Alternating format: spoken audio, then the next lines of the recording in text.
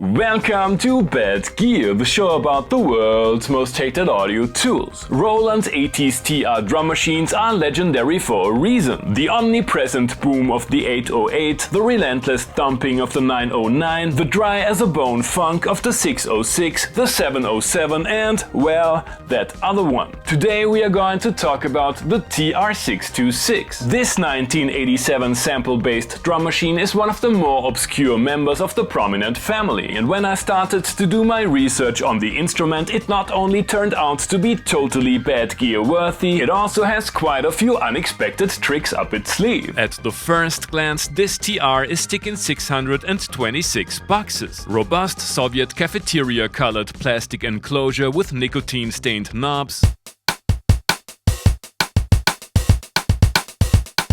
and buttons, rock-hard, non-velocity sensitive drum pads,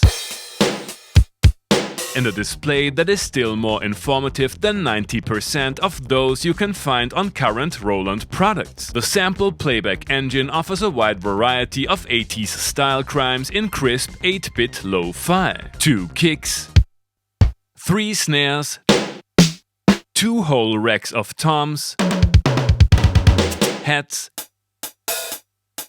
and cymbals that clearly show that memory chips didn't come for free in the 80s, and a big set of percussions, including a crusty old cowbell. Chances are that you already have these tones somewhere in a forlorn corner of your hard disk collecting digital dust, but there's a twist. 2 actually. Unlike on some of its siblings, you can not only transpose these drum hits by 7 semitones in each direction,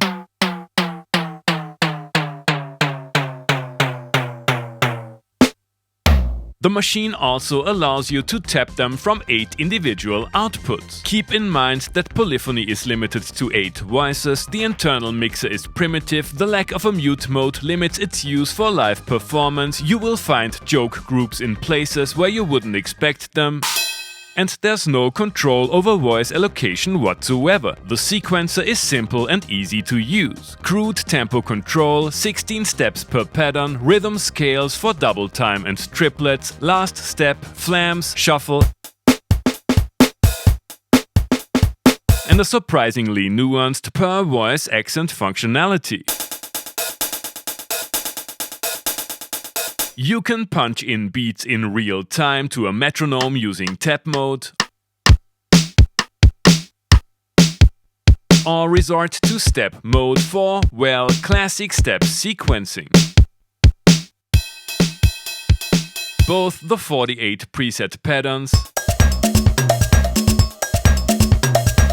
and the same number of your own creations can be fired at random and chained in pattern play, and song-like tracks are managed in track write, track play mode. The machine can hold up to 6 tracks with a total of 999 patterns and is compatible with D10 memory cards. As we are already marveling at the rear panel, Midi, foot switch, the rimshot powered trigger output might inspire the modular crowd, and leave a comment if you used tape sync and backups in this millennium. If you have been following this channel right from the beginning, you might be familiar with my TR-505, which has been totally butchered in a reckless circuit banning attempt and is still going through a difficult TR-909 phase.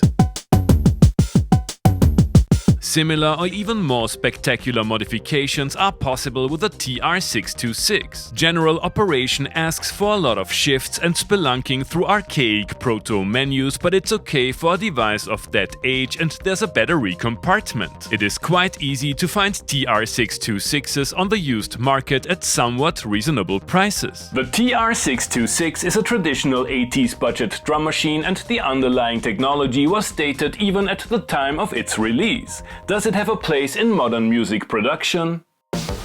You have already heard the 626 in today's intro tune. Sounds like a drum machine to me. For those who wondered why I bought a second TB3, this might be a possible answer.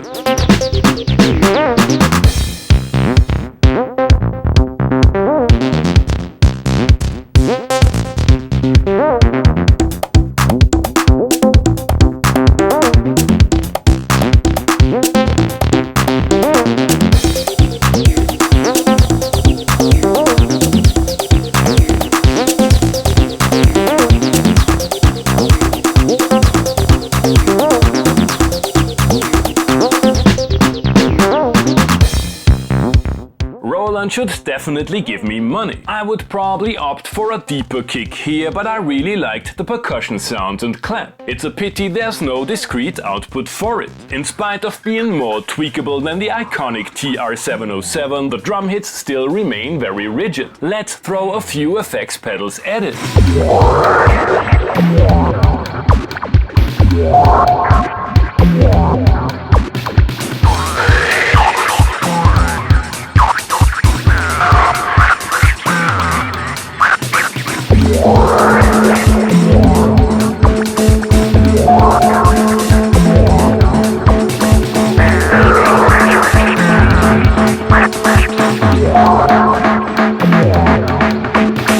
I'm expecting this to be the summer hit of 2023. The samples are interacting with pedals nicely, and I'm sure that experimental musicians will appreciate the possibilities of the multiple outputs. Classic 80s drum sounds can still be found in many contemporary genres. Time to use the TR-626 in the way it was intended by the manufacturer, or maybe not in Yes, I Have a Secret Double Life as a symphonic goth rock anthem operatic section producer.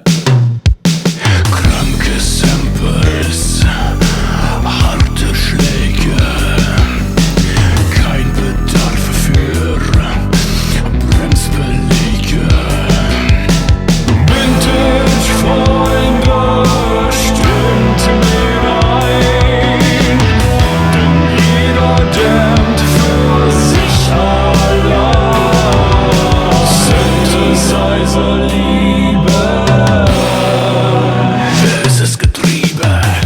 I think it has become obvious that I had a lot of fun using the TR-626. Cheesy 80s drums are totally my thing, and the sample transposition functionality makes the machine more versatile than some TRs further up the food chain. If you don't mind the basic sequencer and you already have the production environment to make use of the multiple outputs, the 626 is a great secondary drum machine or centerpiece of a very retro live setup. Given the countless deliberately limited contemporary electronic musical instruments, a simple concept like that of the 626 might actually work in today's music tech landscape. At least it's more useful than an original drum brute. Thanks for watching and see you next time.